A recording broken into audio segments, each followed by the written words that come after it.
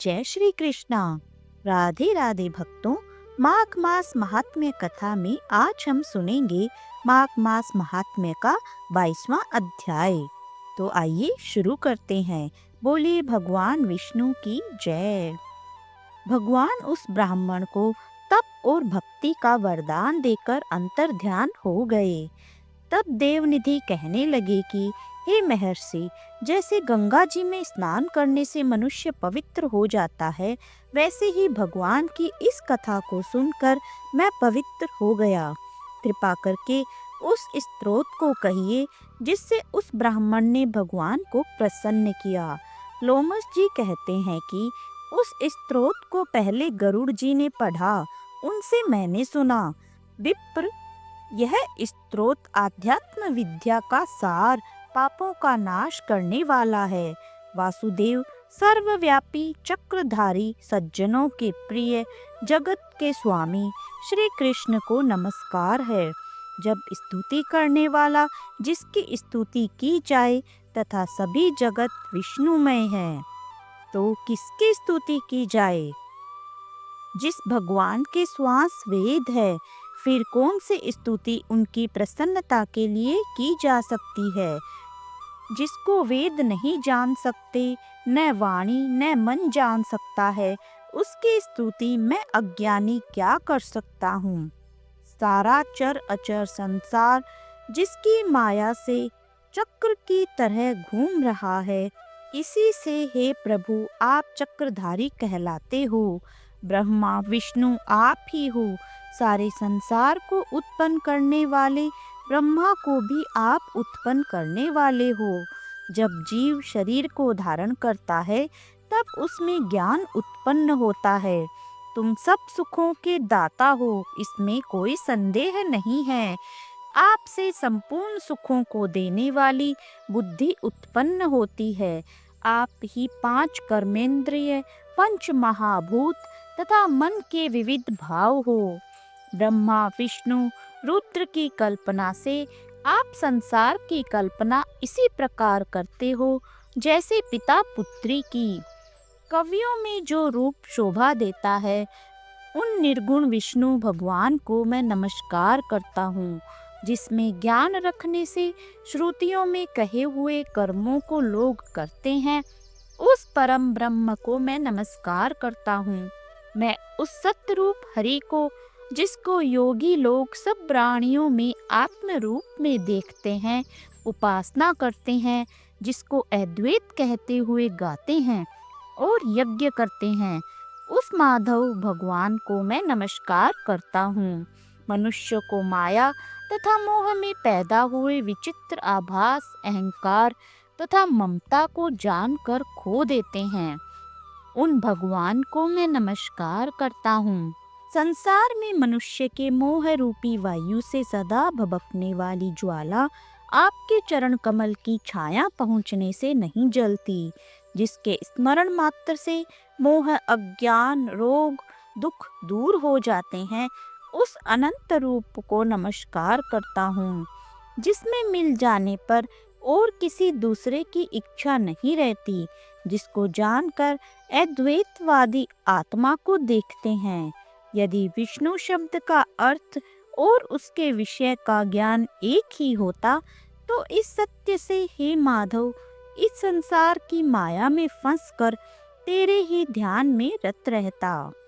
यदि वेदांत दर्शन में भगवान सारे संसार में व्याप्त हैं, तो इसी सत्य से भगवान में भरी निर्विघ्न भक्ति हो। जो बीज नहीं है तो भी बिना बीज के स्वयं विद्यमान है, सो वह भगवान विष्णु रूपी रंग से हमारे बीज के टुकड़े टुकड़े को जो सृष्टि, स्थिति तथा लय के लिए ब्रह्मा विष्णु महेश 3 रूप धारण करते हैं और कार्य में सत्व, रज और तम इन तीनों गुणों में विद्यमान है, वह भगवान मुझ पर प्रसन्न हो। जो प्राणियों के हृदय रूपी मंदिर में निर्मल देव वास करते हैं, वह भगवान मुझ पर प्रसन्न हो। जो अविद्यापूर्ण संसार का त्याग करता है, जगन में आप हो। आपका बनाया हुआ विश्व आनंद करता है, आपके त्याग करने पर अपवित्र हो जाता है। उसका साथ करने पर भी तुम बिना साथ के बने रहते हो।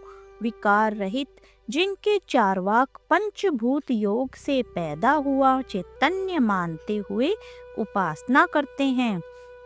जैन लोग आपको शरीर का परिणाम मानते हैं और सांख्यवादी तुम्ही को प्रकृति से परे पुरुष मानकर ध्यान करते हैं। जन्म इत्यादि से रहित चैतन्य रूप सदा आनंद स्वरूप उपनिषद जिसकी महिमा गाते हैं। आकाश आदि पंच महाभूत, देह मन बुद्धि इंद्रियां, सब कुछ तुम ही हो। तुमसे अलग और कुछ नहीं। तुम ही सब प्राणियों को उत्पन्न करने वाले हो और मुझको शरण देने वाले हो। तुम अग्नि, रवि, इंद्र, होम, मंत्र, क्रिया तथा फल सब तुम ही हो। कर्म के फल देने वाले वैकुंठ में तुम्हारे सिवाय कोई नहीं है। मैं तुम्हारी शरण में हूँ। सब प्राणियों के हेतु तथा उनको शरण देने वाले तुम ही हो। जैसे युवा पुरुष की युवती में और युवती की युवा में प्रीति होती है, वैसे ही मेरी प्रीति तुम में हो। जो पापी भी आपको प्रणाम करता है, उसको यमदूत ऐसे नहीं देखते हैं जैसे उल्लू सूर्य को। प्रत्येक पाप मनुष्य को उस समय तक ही सुख देते हैं जब तक वह आपके चरण कमलों का सहारा नहीं लेता। जिसको गुण, जाति तथा धर्म को स्पर्श नहीं कर सकते तथा गतियां भी स्पर्श नहीं करती, जो इंद्रियों के वशीभूत नहीं हैं, जिनका बड़े बड़े मुनि लोग साक्षात नहीं कर सकते, उन भगवान को मैं नमस्कार करता हूँ। जितने ज्ञान रूपी सुंदर गुण हैं, जिन्होंने सुख स्वरूप मोक्ष रूपी लक्ष्मी का आलिंगन किया है, जिन्होंने आत्म स्वरूप सुख भोगा है और जिन्होंने ध्यान रूप से मृत्यु को वश में कर लिया है, ऐसे मुनियों से सेवित भगवान को नमस्कार है। जो जन्म आदि से अलग है, जिनको काम क्रोध आदि दोष दुख नहीं देते, उन वासुदेव भगवान को मैं नमस्कार करता हूँ।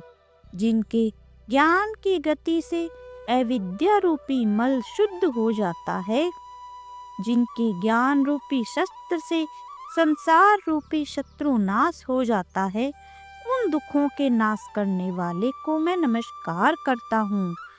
जिस प्रकार सब स्थावर जंगम संसार को उत्पन्न करते हैं, इसी सत्य से भगवान मुझको दर्शन दे।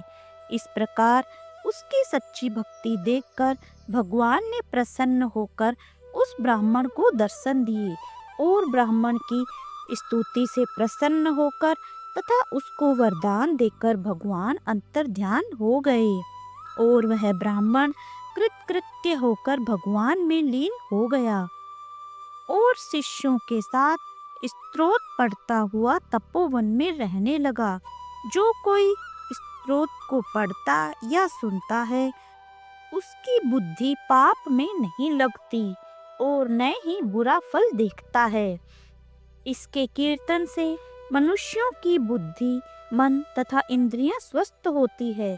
जो भक्ति पूर्वक इसके अर्थ को विचार कर इसका जप करता है, वह वैष्णव पद को प्राप्त होता है। इसके सदैव पढ़ने से मन वांछित कार्य सिद्ध होते हैं।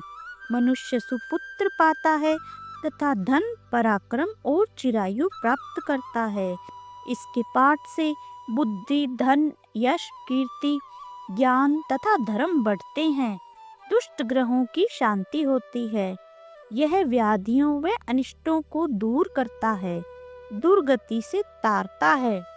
इसके पढ़ने से सिंह, व्याघ्र, चोर, भूत, देव, पिशाच और राक्षस का भय नहीं रहता।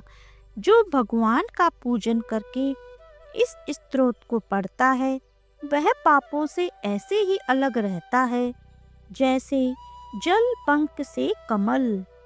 जो इस स्तोत्र को 1 काल, 2 काल या 3 काल पढ़ता है, वह अक्षय फल प्राप्त करता है।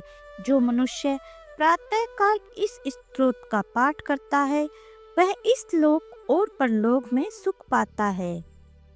वेद धूति का बनाया हुआ यह स्तोत्र भगवान को अत्यंत प्रिय है और भगवान के दर्शन कराने वाला है। योग सागर नाम का यह स्तोत्र परम पवित्र है।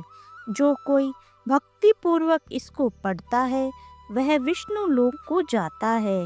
अब पिशाच मोक्ष की कथा कहते हैं। तो भक्तों, आज की अध्याय में इतना ही। आगे की कथा हम अगले अध्याय में श्रवण करेंगे। भक्तों, आइए अब सुनते हैं धर्मराज की कहानी। धार्मिक मान्यताओं के अनुसार हर व्यक्ति को अपने जीवन काल में धर्मराज की कहानी जरूर सुननी चाहिए। कहते हैं कहानी को सुनने से वैकुंठ धाम के दरवाजे खुल जाते हैं। आइए सुनते हैं धर्मराज की कहानी। पौराणिक कथा के अनुसार एक गांव में एक बुढ़िया रहती थी। वह खूब धर्म व्रत पूजन करती थी। जब उसकी उम्र पूरी हो गई तो उसे एक दिन यमदूत लेने आए और वह उनके साथ चल दी।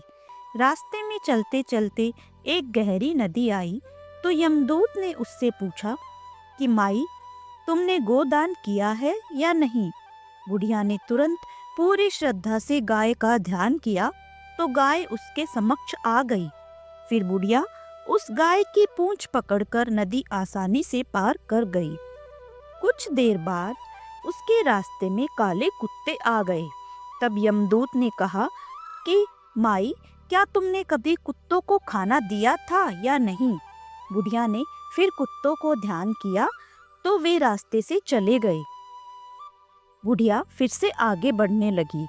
तब उसके रास्ते में कौवे आ गए और उन्होंने उसके सिर में चोंच मारनी शुरू कर दी। तब यमदूत बोले, किसी ब्राह्मण की बेटे के सिर में तेल लगाया था या नहीं? बुढ़िया ने फिर ब्राह्मण की बेटी का ध्यान किया तो कौवे वापस चले गए। कुछ आगे बढ़ने पर बुढ़िया के पैर में कांटे चुभने लगे। तो यमदूत बोले कि खड़ाऊ या चप्पल का दान किया है या नहीं? बुढ़िया ने उनका ध्यान किया तो बुढ़िया के पैरों में चप्पल आ गई। बुढ़िया फिर आगे बढ़ी तो फिर चित्रगुप्त जी ने यमराज से कहा कि आप यहाँ किसे लेकर आए हो? तब यमराज जी बोले कि बुढ़िया ने दान पुण्य तो बहुत किए हैं, लेकिन उन्होंने अपने जीवन में धर्मराज जी के लिए कुछ नहीं किया, इसलिए आगे के द्वार इसके लिए बंद है। धर्मराज की सारी बात सुनने के बाद बुढ़िया बोली कि आप मुझे सिर्फ 7 दिन के लिए धरती पर वापस भेज दें। मैं पूरी श्रद्धा से धर्मराज जी का व्रत और उद्यापन करके वापस यहाँ लौट आऊंगी। मैं धर्मराज जी की कहानी भी रोज सुनूंगी। यमराज ने उन्हें वापस धरती पर भेज दिया। बुढ़िया अपने गांव में आ गई और गांव वालों ने उसे भूतनी समझकर अपने घर के दरवाजे बंद कर दिए। वह जब अपने घर गई तो उसके बहू बेटे ने भी डर के मारे दरवाजे बंद कर दिए। बुढ़िया ने कहा कि मैं भूतनी नहीं हूँ, मैं तो धर्मराज जी की आज्ञा से सिर्फ 7 दिन के लिए धरती पर वापस आई हूँ। इन 7 दिनों में मैं धर्मराज जी का व्रत और उद्यापन करूंगी, जिससे मेरे लिए परलोक के रास्ते खुल जाएंगे।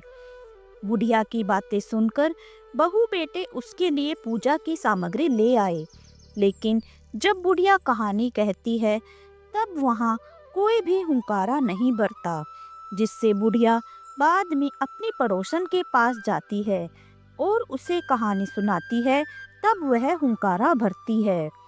इस तरह से 7 दिन धर्मराज की विधि विधान से व्रत पूजा और उद्यापन करने के बाद धर्मराज जी बुढ़िया को लेने के लिए विमान भेजते हैं। स्वर्ग से आए विमान को देख उसके बहू बेटों के साथ सारे गांव वाले भी स्वर्ग जाने को तैयार हो गई। बुढ़िया ने कहा कि तुम कहाँ तैयार हो रहे हो? मेरी कहानी तो सिर्फ मेरी पड़ोसन ने सुनी है, इसीलिए वही मेरे साथ जाएगी। तब सारे गांव वाले बुढ़िया से धर्मराज जी की कहानी सुनाने का आग्रह करने लगे। तब बुढ़िया उन्हें भी कहानी सुना देती है कहानी सुनने के बाद गांव के सभी लोग विमान में बैठकर स्वर्ग को जाते हैं। तो धर्मराज जी कहते हैं कि मैंने तो विमान केवल बुढ़िया को लाने के लिए भेजा था। तब बुढ़िया माई ने कहा कि हे धर्मराज जी, मैंने अपने जीवन में जो भी पुण्य किए हैं उसमें से आधा भाग मैं आप गांव वालों को देना चाहती हूँ। इस तरह से धर्मराज ने ग्रामवासियों को भी स्वर्ग में जाने दिया। हे धर्मराज महाराज, जैसे आपने बुढ़िया और गांव के सभी लोगों को स्वर्ग में जगह दी, उसी तरह से हमें भी देना। साथ ही कहानी सुनकर हुंकारा भरने वालों को भी और कहानी कहने वालों को भी परलोक में जगह देना। धर्मराज जी की जय। यमराज महाराज की जय। यह थी आज की कथा। वीडियो को पूरा देखने के लिए आप सभी का धन्यवाद। वीडियो अच्छा लगा तो इसे लाइक एंड शेयर करें। कमेंट में राधे राधे जरूर लिखें। हम आपसे मिलते हैं अगले वीडियो में। तब तक के लिए जय श्री कृष्णा। राधे राधे।